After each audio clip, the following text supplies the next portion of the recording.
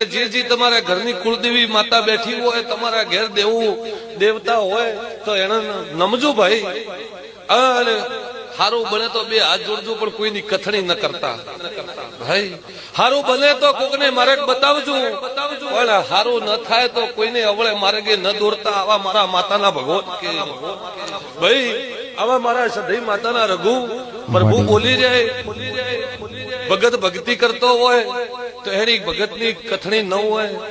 સાધુ હોય તો સાધુની માળા હોય તો એના ભગમાની કથણી ન હોય ભાઈ. કોઈ દેવનો મોણો દેવની રીતે દેવની નીકી ધર્મમાં હેરતો હોય તો એની બીજી વાતો ન હોય ભાઈ.